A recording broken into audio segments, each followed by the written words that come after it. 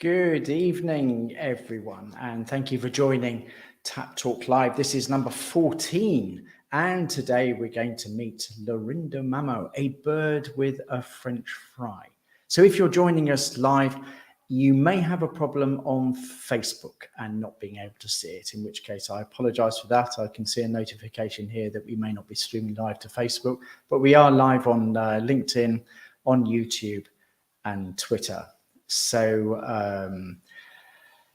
hopefully you'll be able to see it or catch it, or I'll post the recording later on. So it's a public holiday here in Malta, and it's the Feast of St. Paul's. And I hope you've all had a great day. It's been extremely warm.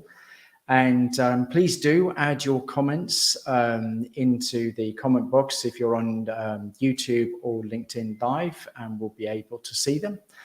And also, this is actually going to be a recorded interview. I'm going to show you a recorded interview.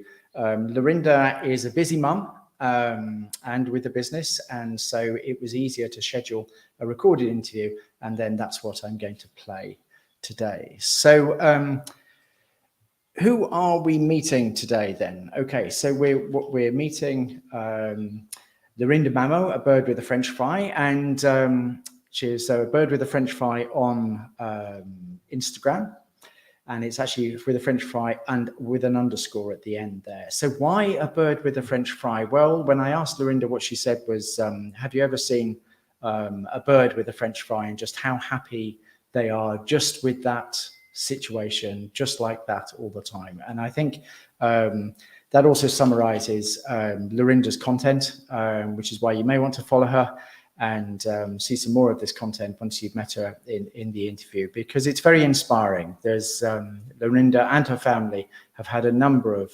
challenges which have taught them a lot of things, them all. And they're an amazing family that are constantly seeking to live like a bird with a French fry, and they post some really great content. So I'm going to run that interview for you right now, and I hope you enjoy it. And then afterwards, I'll come back and just check out any comments or questions. If you're watching now, please do say hi and let us know you're there. And here we go with Lorinda's interview. Thank you. Okay, so this evening we have Lorinda Mamo with us, a bird with a French fry, and we are on TAPP Talk number 14, and this is actually a recording. So we've recorded this earlier on Tuesday in the morning so that we can fit in with Lorinda's busy schedule.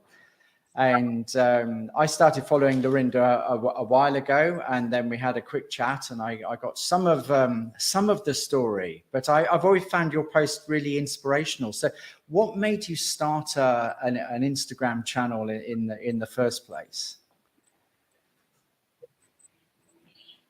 Well, sharing started as a blog, because way back in 2012. Blogging was more of the thing and not Instagram. And then I was blogging and writing articles and stories there, and then slowly transitioned between Facebook and then more recently Instagram, which I find hits all the nails on the head, because you have the photography, the imagery, and you have the space to be able to write sort of like this micro blogging. I started sharing basically to share our struggles, I would say, but our journey. I mean, at the start of it, I didn't really know exactly what kind of a journey we'd be on.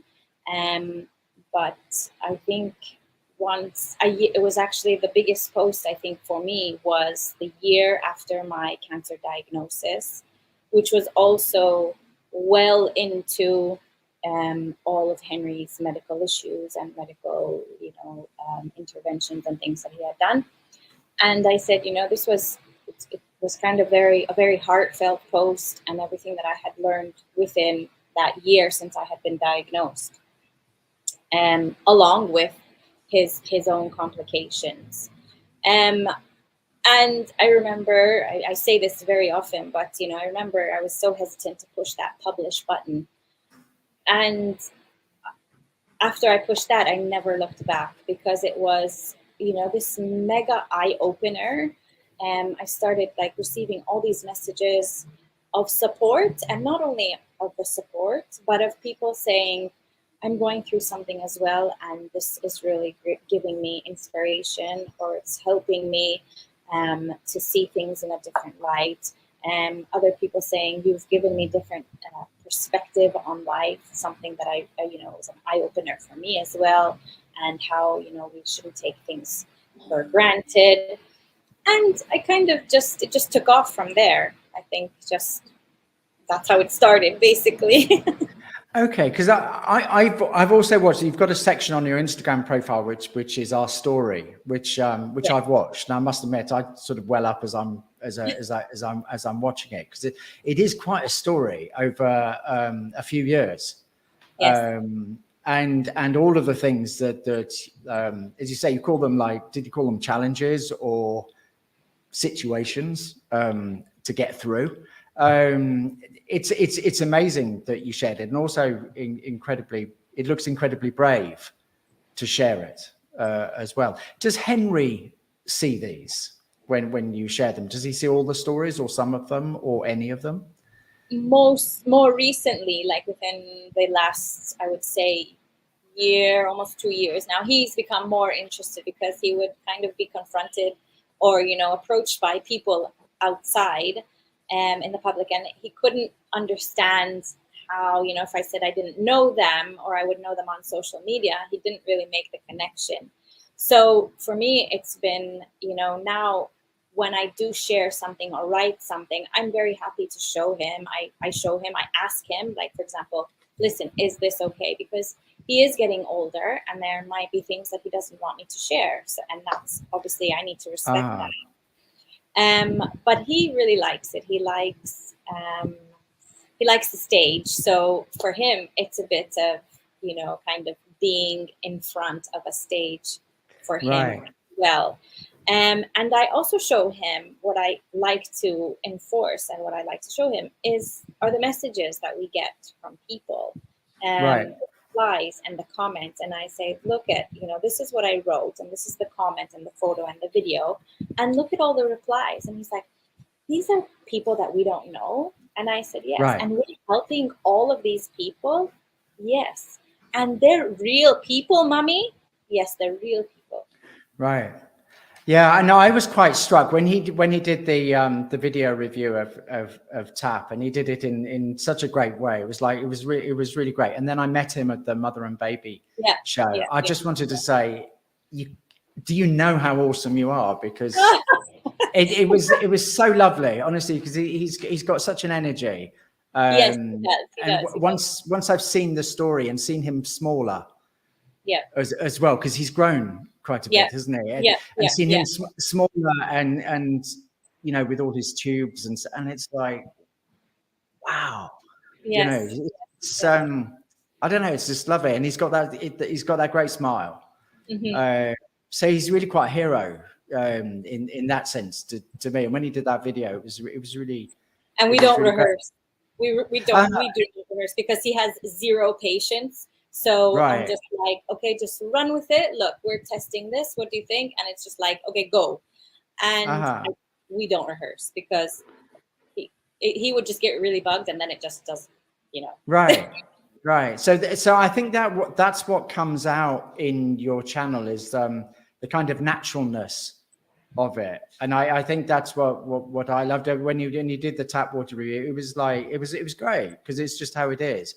And that's what I love to see as content. Yeah. And also it's very inspirational, because when you've done some of the clothing stuff, I don't watch all of that sort of thing, but to be honest, but you know, I do watch some of it, because I'm interested in the content that you're doing. And I think, wow, you know, it's all a bit of a journey, isn't it? Yeah. I mean, I don't think we should like close off one thing or other, because I mean, we're doing lots of different things anyway in our life. So, right. You know, I don't think that I don't want to be seen as just this doing one thing, you know? Right. Yeah. No, it's a very very real thing. And I think that's great. So are you in the studio Yes, now? I am Right. in the studio now. It's very hot, so I have my tiny little fan trying to like cool me down. But there is a nice breeze because I have a window in front of me, so it helps. But yeah, I'm in the studio. This is like literally my happy place. I do Right. happy play in my happy place. Right. It's been, again, another sort of journey because I had other businesses that we had started, and life happened and then ended up, we had to close or stop or for one reason or other. And so this is really like such a fresh thing for me because I was doing all of this from home and there was just no space, no, my life and work was just completely merged, and it just wasn't healthy at all. Now So I'm would you like to say what Happy Play is before we go? yes. So What is Happy Play? Happy Play is a brand of children's products. Primarily at the moment, our prime product is Play-Doh, but then we do obviously other products which complement the Play-Doh at the moment, with also in the pipeline other products. The focus is basically a lot of sensory play, emotional play, conversation starters. So in my research, when I research actually producing or making or creating or designing a product, I do a lot of research behind it in the sense of how much play can children get from this. It's not just like a dump and play and then that's it. I really, emphasize on creativity, imagination, sensory. And a lot of the inspiration for Happy Play came to me from being in the hospital for so many and on so many occasions and over the years so much. I was really, really inspired by play therapy when we had been in the hospital several times in the UK. And also having a child in a hospital room for days on end when you don't really know what to do. And Play-Doh seemed to be very sensory, endless, and I just thought it was a fantastic addition to, other toys. On top of that, also, for example, when Henry's in the hospital and he has like the cannula or the Venflon, I don't know, some people call it different things, he will refuse to use one of his hands. But Play-Doh is very easy to mold and manipulate with just one hand. So I feel that it's an all-rounder, and obviously the toys or the accessories or the sensory additions that I create with it increase the play that they can do while they're playing with the Play-Doh. And you also did it from a sustainable and eco-conscious for me, it was very important to be able to, obviously, like any other parent, like most parents I know, we always want the best for our children, which means that I don't want to contribute to, the problems of waste or, affecting the environment in any way. So my, big concern for me was keeping the product non-toxic, so very safe for our children, so that we know that they are playing with something that's not going to harm them. And also safe for the environment, because the environment and protecting our environment is part of our children's future. So I wouldn't want to be creating something that's in turn, messing up their future. So for me, this eco-friendly, eco-conscious, the packaging, the supplies I use, everything is like keeping the sustainability in mind. Right. And is it available from your shop on the website and also in some retailers, I think you said as well? I am lucky enough now to be producing. I was producing it at home. Now I'm producing it in my studio. And it can be found on my website and some local retailers as well.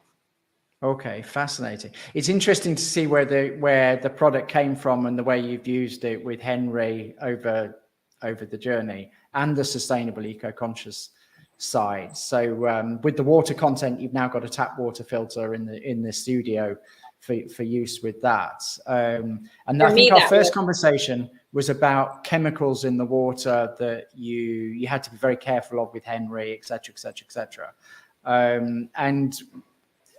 What did you think of the tap water when you first started it? When we first talked about it, were you like a skeptical side, or what did you look, think? we consume so much water at home, like I would imagine many people do. But the amount of plastics that are involved, with buying plastic bottles and carrying them and throwing them out, and it really, really irks me. On top of that, we would have to fill Henry's bottles, which were like, it would be very difficult sometimes with a previous filter for him to pour it.